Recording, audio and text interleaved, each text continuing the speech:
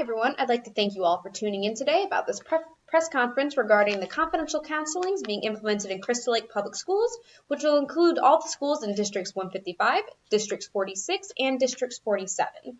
So about 2 weeks ago, I released a press statement regarding the permission to begin and implement these counseling services within our county schools. And we received a lot of questions and a lot of concerns, and I'd like to take this time to answer a few of them.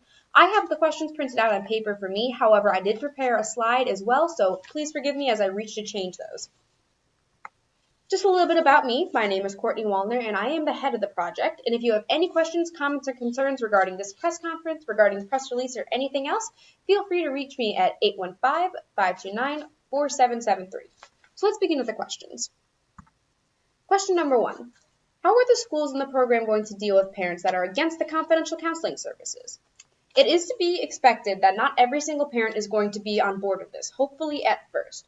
So we are providing an absolutely free informational session at each and every single one of the schools that will be held by the administration and the counselors that parents can attend. They'll be able to ask any questions and host any concerns that they may have regarding this. If after the informational session, parents still do not wish for their student to have any access to these counseling services, they may print a form that will bar their student from using the services at all. However, parents must keep in mind that it's Illinois state law that their minor, their student, has the ability to visit the counseling sessions 5 times for a maximum of 45 minutes before the refusal kicks in. Next question. Where does the program draw the line in which it is safe to keep confidential and what should be told to the student's parents? So the entire purpose of this project is to help give students a secret place for them to voice their concerns and get some good professional help if they might be too embarrassed talking to their peers, their teachers, or their parents about it. However, we realize that in cases of emergency, parents must be notified in order to keep the students safe. So according to state law 4110, ILCS 305/9 and 405 ILCS 5/3501 and 502, parents only need to be notified in 3 cases. 1 would be when the student receives a positive HIV/AIDS test. 2 is when a patient or a student checks themselves into an outpatient facility. And 3 would be when the counselor has suspicions that the student or someone else may be in serious dangers. All other concerns, anything like that, will be kept 100% confidential as is required by the law.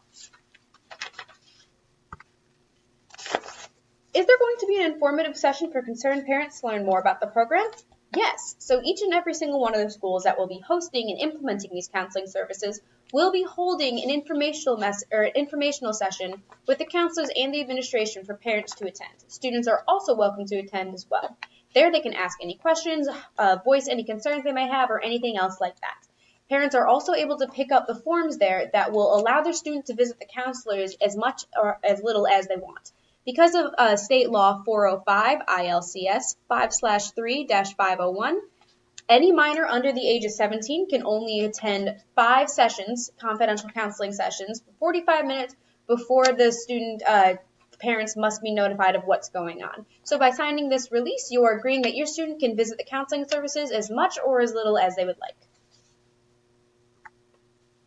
Is this service available to people not affiliated with a public school in this particular county? So unfortunately, students that would not be in these districts, District 155, 46, or 47, which would include Prairie Ridge High School, Crystal Lake Central High School, Crystal Lake South High School, Prairie Grove Middle School, Lundahl Middle School, Bernodis Middle School, and Hannah Beardsley Middle School would not be able to use these services. That being said, exceptions can be made for homeschooled students that live within the boundaries of these schools.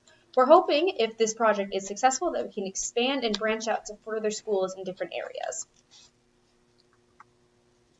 Is this service free or is there financial aid? So this service would actually be free in the sense that no direct money would have to be handed over by a student or teacher for the services. Because the counselors are provided by the Pioneer Center, which is a nonprofit organization in McHenry County, all their salaries will be taken out of property taxes and the rest will be supplemented by the Pioneer Center itself. So other than paying your property taxes, there will be no direct cost to student or parent. Next question. Could students use this counseling organization during or after school hours? So the answer is yes, in a sense. The counselors would only be mandated to be there during the time of school operations, which depends on the school and the school day, what's going on. However, they are free to make and hold appointments 45 minutes before the school day starts and 45 minutes after the school day starts. Students are able to make appointments with the counselors or drop in whenever they have time. Is it free for students? And how are we going to support the staff? So this program is 100% free to the students, and if the staff has any questions or recommendations for other professionals in the field, then the counselors are more than welcome to provide that. However, this service is primarily for the students.